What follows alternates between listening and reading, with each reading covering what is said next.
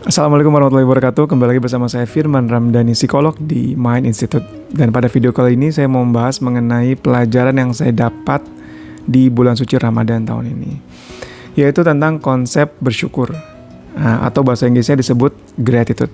Pasti teman-teman sudah cukup familiar dan cukup paham ya tentang konsep bersyukur ya.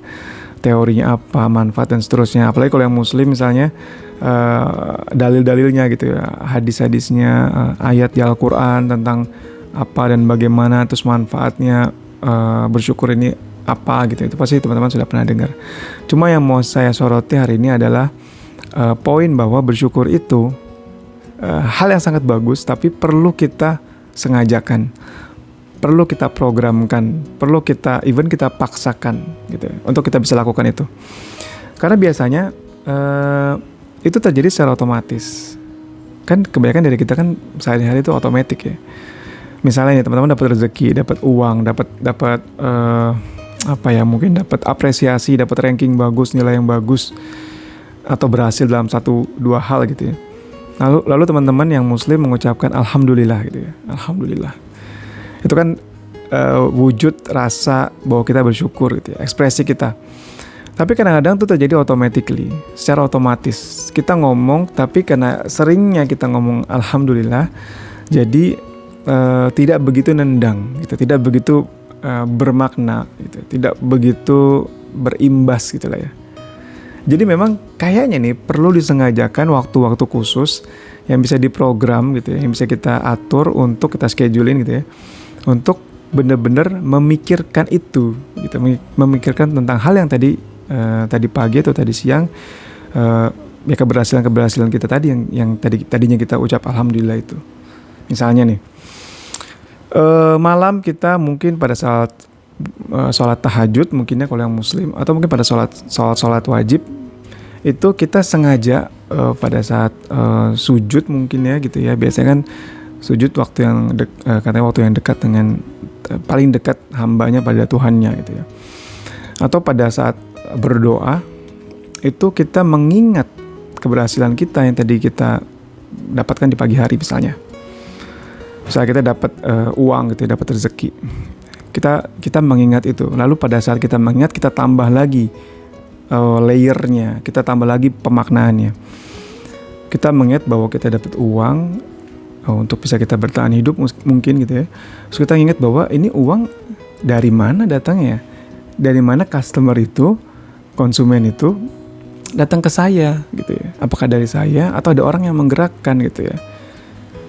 Apakah justru ini dari Allah yang Maha Kuasa gitu, yang Maha mengatur rezeki gitu ya. Terus kita ingat lagi, ini dapat rezeki, pernah nggak ya kita nggak dapat rezeki sampai kita benar-benar melarat kelaparan sampai kita nggak bisa makan gitu ya. Kalaupun kita dapat rezeki, gimana kita bersikap, manfaat rezeki itu buat kita? Apa saja yang bisa kita dapat dari rezeki itu, dari makanan itu, misalnya dari uang itu? Apa yang sudah kita dapat? Kita bisa sekolah, dari kita sekolah apa yang bisa kita dapat lagi? Jadi pemaknaannya makin berlayer lagi, sehingga nanti benar-benar kita bisa memaknai kalimat alhamdulillah itu, bahwa segala puji bagi Allah Subhanahu wa taala gitu ya. Itu jauh lebih dalam ya gak? Jadi memang dalam agama Islam terutama kan sering disebut tidaklah kamu berpikir, mungkin ya ini logiknya saya aja, itu benar-benar sengaja memikirkan itu gitu ya, memikirkan bahwa rezekimu itu bukan kamu yang datengin, tetapi dari saya gitu ya. Kan suka banyak juga cerita-cerita dalam Al-Quran gitu ya, tentang gimana Allah menjamin semua rezeki makhluknya di muka bumi gitu ya, sehingga kita semakin yakin bahwa enggak ini bukan dari kita. Jadi kita nggak boleh sombong nih. Kalau mau kita memuji, yang perlu kita puji ini dari Allah yang maha pemberi rezeki gitu ya. Ataupun kita dapat mungkin apresiasi dari atasan kita gitu ya, karena kita kerja bagus. Apakah kita perlu mengeluh-elukan atasan kita gitu ya, yang berlebihan gitu ya? Kan enggak juga gitu ya. Mungkin dia baik, tapi ya secukupnya aja. Apakah kita perlu membanggakan diri kita bahwa itu emang hasil kerja keras kita? Enggak juga dong ya. Nah dari situ kita tarik lagi tuh konsep bersyukur, alhamdulillahnya gitu, konsep alhamdulillah tadi. Kita ingat lagi oke, tadi saya dapat apresiasi karena saya bisa berhasil mengerjakan project itu gitu ya. Terus kita ingat, kenapa ya saya bisa berhasil mengerjakan project itu? Karena saya punya pengalaman. Oke, siapa yang bisa, kenapa saya bisa konsisten di satu pengalaman yang sama, sedangkan banyak orang lain tuh nggak bisa. Kenapa saya bisa? Kenapa saya bisa, misalnya bekerja sehari-hari gitu ya. Sedangkan untuk bekerja itu butuh energi, butuh kesehatan. Apakah saya mengatur kesehatan diri saya sendiri? Apakah seluruh peredaran darah sini saya ngatur gitu ya, sehingga saya bisa yakin betul saya bisa bekerja itu karena kemampuan saya sendiri? Apakah karena saya belajar keras waktu sekolah dulu? Apakah benar itu? Apakah ada teman-teman saya belajar keras yang punya nilai tinggi sama kayak saya tapi nasibnya tidak sebaik saya? Adakah yang seperti itu? Atau sebaliknya, ada orang yang mungkin kerjanya pas-pasan gitu, belajarnya pas-pasan tapi pada saat dia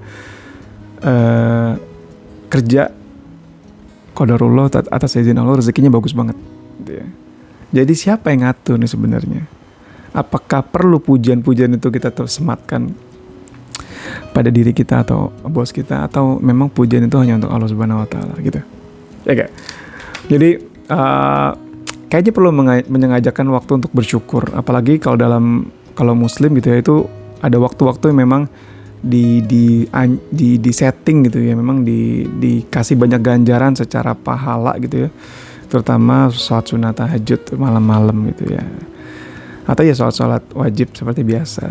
Dan memang ada penelitiannya juga, ketika seseorang diminta untuk melis 3 atau beberapa hal yang patut dia syukuri di hari itu, dan dilakukan penelitian secara longitudinal, kalau nggak salah 3 atau 6 bulan kita diikutin, dan kebanyakan responden merasa mereka lebih baik setelah sekian bulan mereka melakukan itu.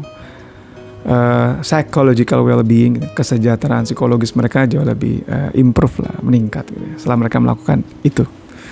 3 hal yang patut mereka syukuri setiap malam, kan diprogram gitu, disengajakan. Apalagi kita yang muslim gitu, kita bisa memakai waktu-waktu yang tadi banyak pahala gitu ya, yang dijanjikan, dan kita bisa kasih layer-layernya tadi yang beberapa menit sebelum ini gitu, contohnya gitu. Gimana menurut kalian? Itu apa yang insight atau pembelajaran saya dapat, yang memang selalu saya kaitkan antara beberapa Islamic perspektif yang pernah saya pelajari dari guru-guru kita juga, dan juga konsep kognitif behavioral therapy yang memang saya pakai dan saya kuasai untuk proses terapi. Dan kebanyakan yang saya lihat itu banyak sekali irisan-irisan yang sebenarnya tidak bertolak belakang di dalamnya gitu ya. Tapi yang perlu dipahami dengan pikiran terbuka gitu ya.